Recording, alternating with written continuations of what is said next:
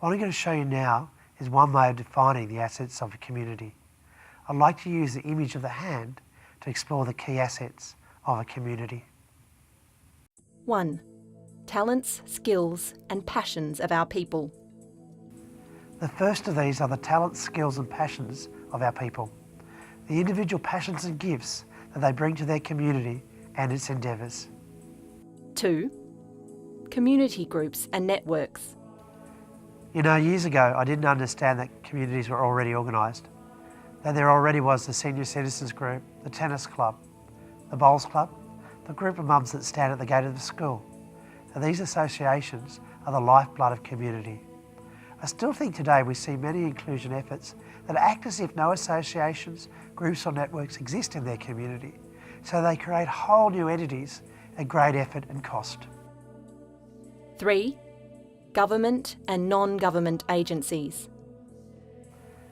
There are a whole array of government agencies that can assist to help older people to have a great life. Not just the ones that use the name aged care or older people, but schools, colleges, libraries, hospitals, local community workers are resourced to support older people. The non-government sector are an important asset to communities. 4. Physical assets. Every community has a unique set of physical assets, land, waterways, property, building and equipment. 5. Economic assets. Economic assets are very important for creating opportunities for inclusion. These include productive work of individuals, consumer spending power, and a whole array of local business assets. Stories, heritage, local identity and values are assets too. I guess you could call this culture. The 5 physical assets are held or immersed in the stories, heritage, local identity and values of a community. There are 2 key driver assets. These are the assets that combine and bring life to the other 6 assets. The first of these is relationships. Relationships are the lifeblood of community. If assets are not in relationship, they're just a directory. As my good friend Mike Green says, I'd rather have 38 relationships than 380 assets on a list. You may as well put them in your filing cabinet unless they are connected to something that people care enough about to act. The final asset we are talking about here today is care. This driver asset mobilises and brings to life all the other assets. We utilise the other assets to work on what people care about.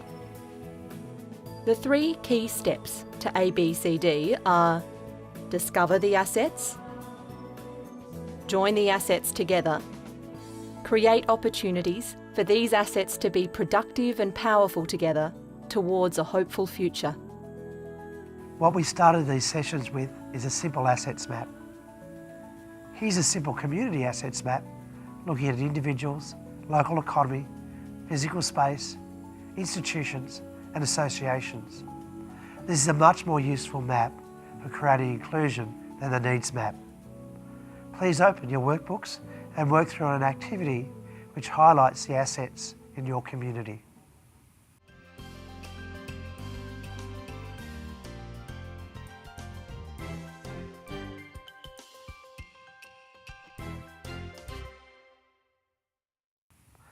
I hope you enjoyed that exercise.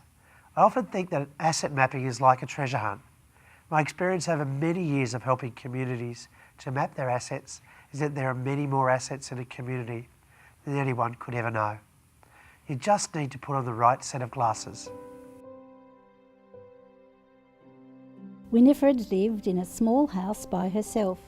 She'd experienced much loss in her life. Her husband died, children had moved away, and even her little dog had passed on.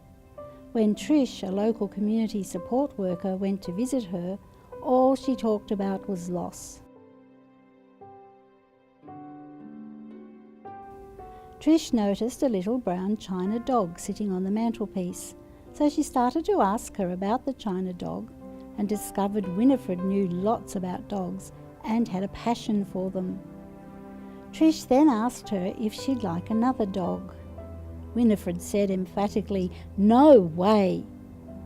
Trish tried everything to connect Winifred into community, and nothing seemed to work. One day, Trish was talking to her friend Vicky about Winifred. Vicky was visually impaired with a guide dog named Violet. Trish asked Winifred if she would be happy for Vicky and Violet to visit. When Winifred heard that Vicky had a dog, her attitude changed completely. She said they should come over absolutely and was very excited. Winifred, Vicky and Trish decided to set up Violet's Visitors, where Winifred plays a strong role in helping many older people to have the pleasure of a pet visiting them in their home. From a dog on the mantelpiece to connecting a passion, an opportunity was created for Winifred to give her gift and for many other people to know the pleasure of a pet. To listen well, we have to be observant enough to pick up the clues in the story. Today we've been exploring ways of understanding what's in the half-full part of the glass. Discovering these assets that will help to create a better life for older people. In session 3, we're going to explore how we discover what people care about. Until then, happy treasure hunting.